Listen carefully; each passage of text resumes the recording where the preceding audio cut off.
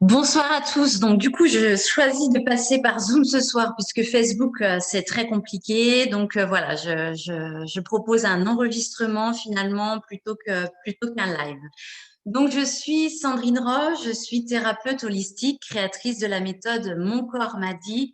Et au cours de ce mois de décembre, j'ai choisi de vous proposer le calendrier de l'Avent de ma méthode, de Mon corps m'a dit, et de vous faire connaître également la thérapeute que je suis au travers de ce calendrier. Nous sommes au 8e jour et cette semaine, nous abordons les blessures de l'âme qui empêchent d'être nous-mêmes, de Lise Bourbeau, que vous pouvez trouver en audio, que vous pouvez trouver. Donc, je vous mets le lien pour avoir l'ensemble de la blessure que nous allons aborder ce soir et je le ferai pour pour chacun des lives ou en tout cas des enregistrements que je pourrais vous présenter sur la blessure. Ce soir, et donc par rapport au tirage que je proposais en ligne sur mon site avec des cartes numérotées de 1 à 5, on aborde donc cette carte numéro 2, cette carte numéro 2 qui correspond au contrôlant et à la blessure de trahison. C'est un enfant qui a eu une relation fusionnelle avec le parent de sexe opposé. C'est une blessure qui est très liée au complexe d'Oedipe et qui prendrait naissance donc chez l'enfant entre 2 et 4 ans. Il y a eu comme une cassure dans sa confiance, des attentes fortes auxquelles le parent n'aurait pas répondu.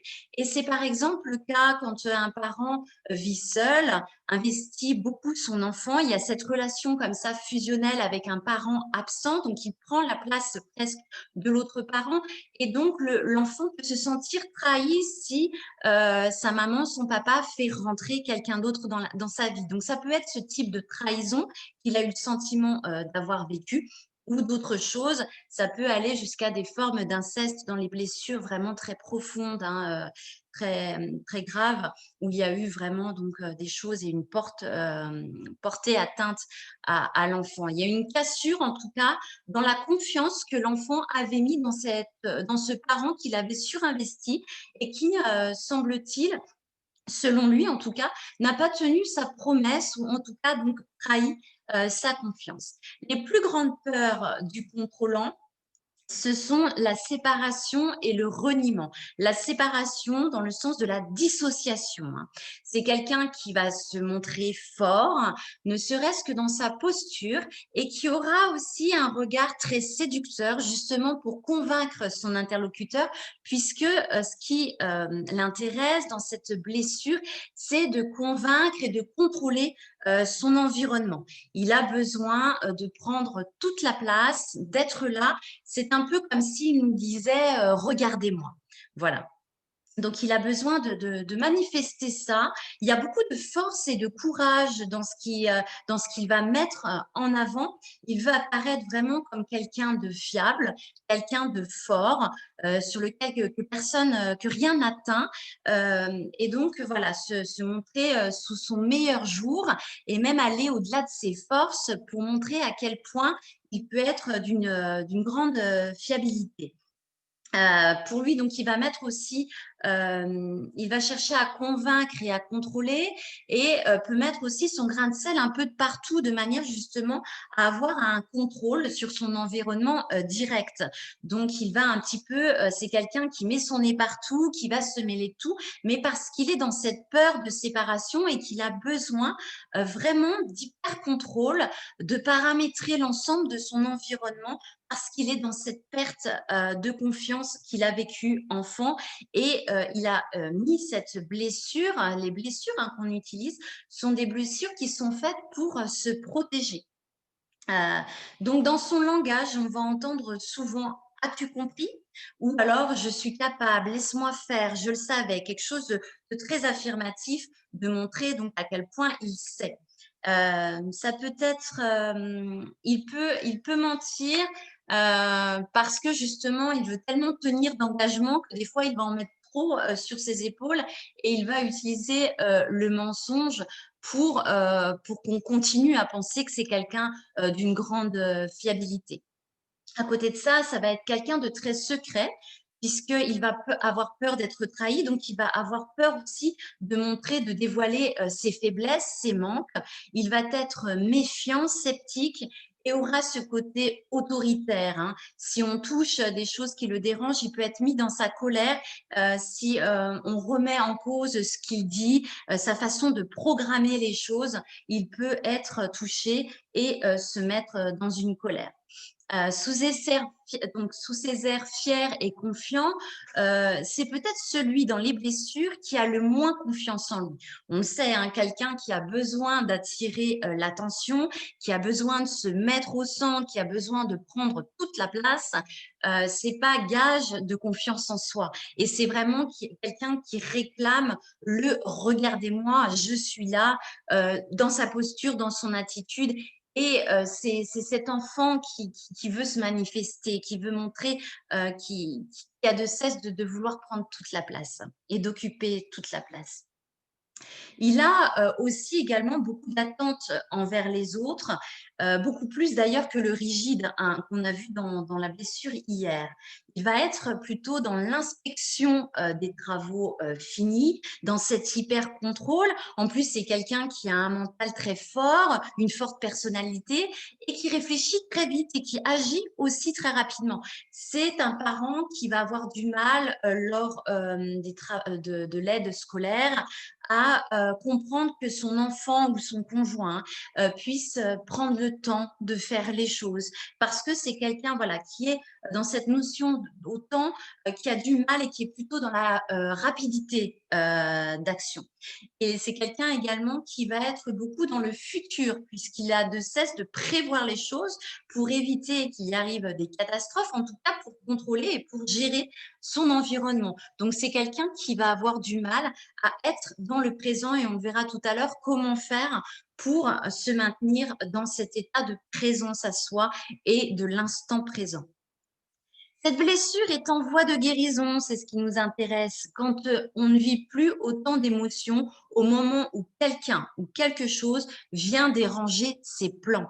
Il y a plus de lâcher prise, on accepte la surprise, on accepte le jeu, on accepte de sortir de cet hyper contrôle et de mettre de la créativité dans sa vie. Donc, il n'a plus besoin du regard des autres pour être fier de lui. Et donc, il n'a plus besoin de se mettre en avant et d'être le centre de l'attraction.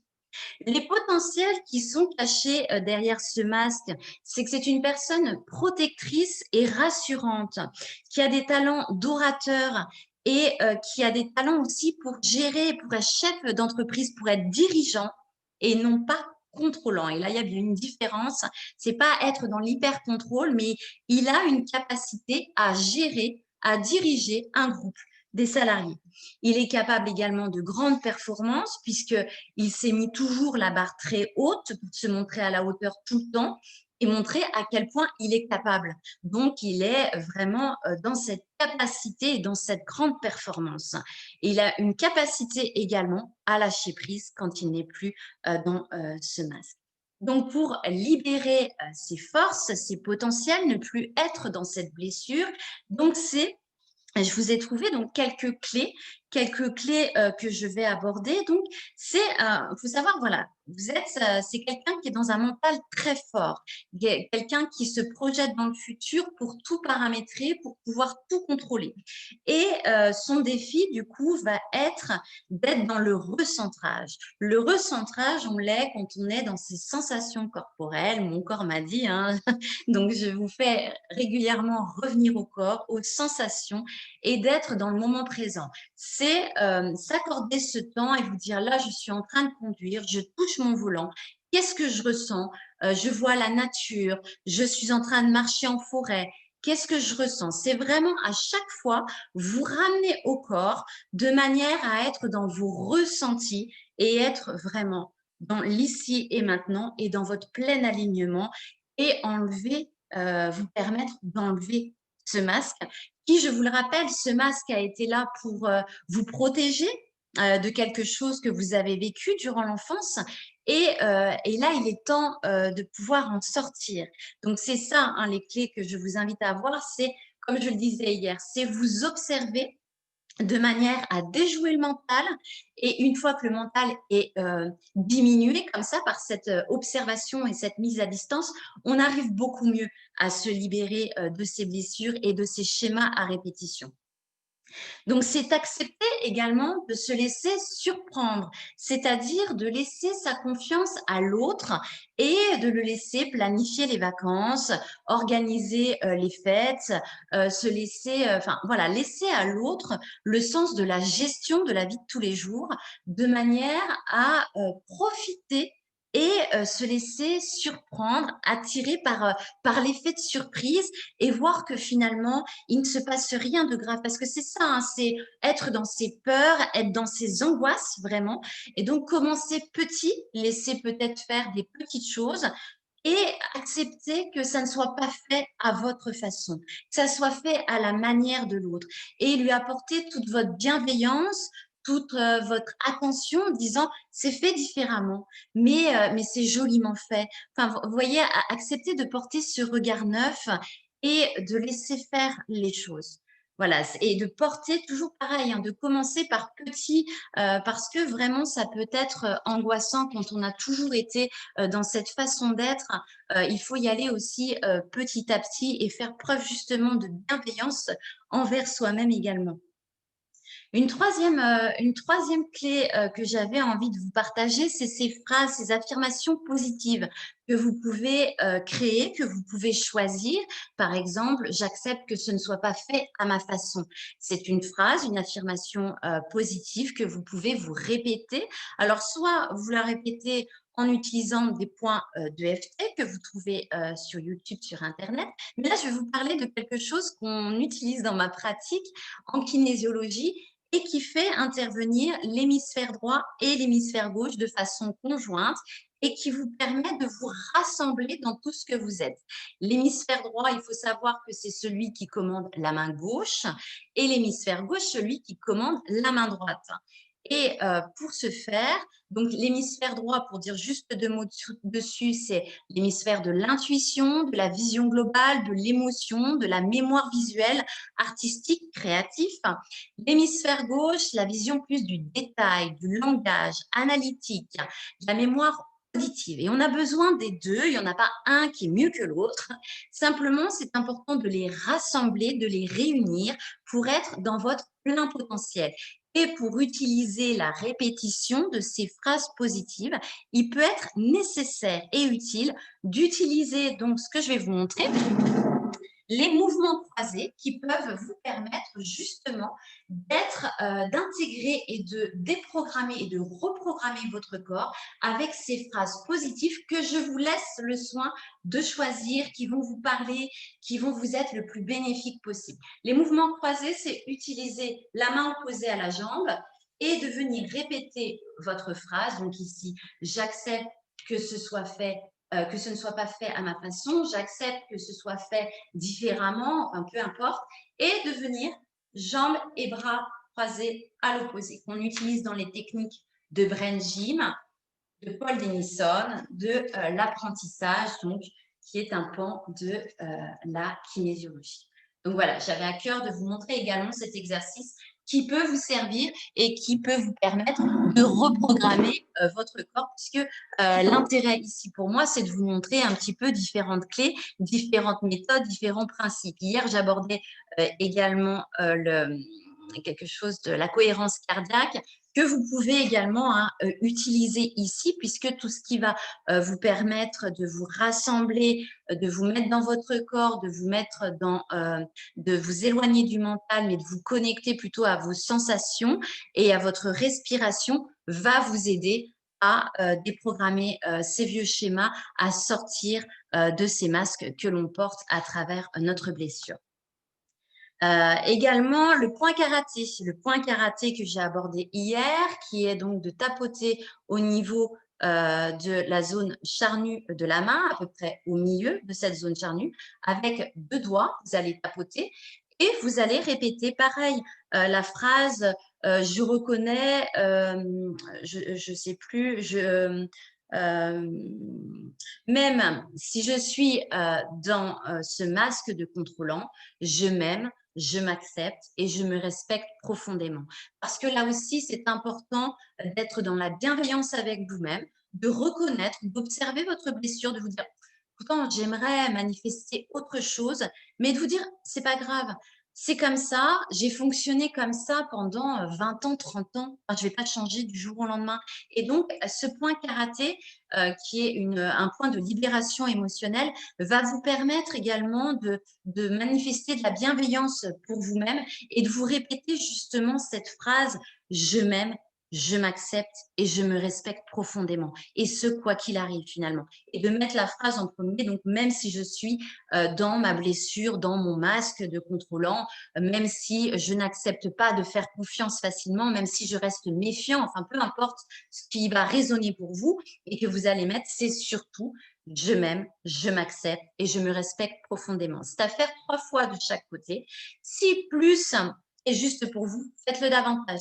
Il y en a vraiment qui sont allés jusqu'à pleurer hein, par rapport à ce point qui peut vraiment être d'une grande puissance quand on le fait de manière concentrée et de manière consciente en se disant vraiment les mots avec force, avec puissance, en se parlant à soi-même. Vraiment, ça peut aller jusqu'aux larmes et donc je trouvais ça important de vous le partager. C'est, on a dit, il est touché dans son problème de manque de confiance à l'autre. Quelque chose qui est utilisé également en coaching de couple que j'avais envie de vous faire partager, c'est le fait de tomber en arrière et de se laisser rattraper par son conjoint. Alors, ça peut paraître anodin, enfin peut-être désuet comme ça à dire, mais je vous assure que là encore, hein, en coaching thérapeutique, en thérapie de couple, c'est vraiment des exercices puissants qui là encore peuvent amener de l'émotion parce que c'est pas si facile que ça et ça l'est encore moins pour le contrôlant, justement de se laisser aller comme ça, de lâcher prise et de donner, de remettre sa confiance à l'autre là où on a vécu de la trahison, là où on a ce sentiment profond d'avoir vécu de la trahison. Donc c'est à essayer également pour vraiment être à même de donner votre confiance, de vous alléger en vous dédouanant de choses que vous avez tout le temps eu à cœur de faire parce que vous ne faites pas confiance et vous n'arrivez pas à déléguer. Voilà, c'est le problème, le fait de déléguer hein, que peut avoir le contrôlant. Et puis, ça amène beaucoup plus de sérénité. Éprouver de l'amour pour soi, c'est aussi peut-être pouvoir l'écrire. Je reconnais que aujourd'hui, je me suis comportée de telle et telle manière, mais je suis en train de cheminer. C'est du développement personnel et je fais de mon mieux. C'est avoir ces phrases, comme je l'ai dit, ce qui est important, c'est de bien comprendre que vous avez utilisé, quel que soit le masque dont on va se servir, on l'a utilisé pour se protéger alors qu'on était enfant dans quelque chose de très douloureux. Donc, c'est important aujourd'hui de se dire, bah, c'est un fonctionnement que j'ai choisi, que j'ai mis, que j'ai programmé à l'intérieur de mon corps. Ce n'est pas si facile que ça de le déprogrammer, de le faire sortir. C'est un schéma, on est en pilotage automatique hein, quand on met ce masque-là et quand on est pris dans notre blessure. Donc voilà, c'est important vraiment d'être dans le plus de bienveillance possible. Et puis, qu'est-ce que je voulais vous dire? Que c'est important de savoir que vous n'avez pu et vous ne pouvez plus changer votre passé, mais que vous pouvez faire le choix aujourd'hui de ne plus réagir de la même manière qu'auparavant et c'est de ça dont il est question et si vous n'y arrivez pas seul, je me tiens présente, je suis là pour vous aider au travers des différents accompagnements que je propose. Donc, n'hésitez pas à me contacter. Comme je vous l'ai dit, quand c'est très programmé, quand c'est quelque chose qui ressurgit régulièrement et que c'est notre mode de fonctionnement privilégié, forcément, c'est beaucoup plus difficile à venir s'en libérer, à venir s'en sortir seul. Donc, voilà, je me tiens à votre disposition. N'hésitez pas à me contacter. Je mets le lien de mon site. Et puis, quoi vous dire de plus? Que vous êtes bien plus que vous ne le pensez et que ça fait toujours bon aussi d'entendre cette phrase et puis vraiment, de vous dire que, ce qui est important, voilà, c'est ça aussi, ce que je voulais vous partager, c'est de repérer. Alors, vous fonctionnez pas forcément de façon automatique, enfin, comment je vais dire ça? Vous n'êtes pas forcément tout le temps, et c'est bien ça dont il est question dans les blessures. On prend différents masques selon les expériences que l'on vit. Mais il va y avoir un masque que l'on va privilégier parce que c'est le masque qu'on a privilégié étant enfant. Donc voilà, ça c'est une première chose. Mais ce qui est important aussi de savoir, c'est qu'est-ce que vous vivez dans votre vie? Est-ce que vous vivez de l'injustice, qui est la blessure qu'on a vue hier et qui peut vous faire mettre ce comportement, ce masque de rigide? Ou est-ce que vous vivez beaucoup de trahison dans votre vie? Et là, il faudrait chercher ce que la blessure a à dire de vous, a à vous communiquer dans cette répétition de trahison autour de vous, au sein de votre environnement direct. Ça veut dire qu'il y a quelque chose à venir travailler. Si vous souhaitez qu'on en parle davantage, j'ai aussi ce lien de calendrier gratuit de 30 minutes où on peut éventuellement échanger sur ce type de problématique. Et puis, n'hésitez pas à me faire part de vos retours, de me dire, bah là, j'ai pas tout à fait compris, Sandrine, explique-moi davantage. Il n'y a pas de souci, je me tiens aussi là pour ça, puisque j'ai à cœur de faire de vous aider dans ce cheminement personnel qui est le vôtre et à vous libérer des blessures qui vous empêchent d'être l'être authentique que vous êtes et de rayonner dans une vie qui vous ressemble avec des choix conscients, des choix qui ne sont pas l'objet de programmation, de schémas que vous avez eus dans votre passé. Voilà, bah écoutez, je vous souhaite une très belle soirée. Donc, vous voyez, on n'a pas pu faire le live, le direct, mais l'enregistrement sera là et il sera à revoir et à revoir autant de fois que vous le souhaitez. Je vous souhaite à tous une très, très belle soirée et je vous dis à demain et on verra en principe en live et si ce n'est pas possible, eh bien, on passera par cette formule de enregistrement. Je vous souhaite plein de belles choses. Prenez soin de vous et puis à demain pour cette blessure numéro 3 que je vous débrailerai donc à travers les cartes.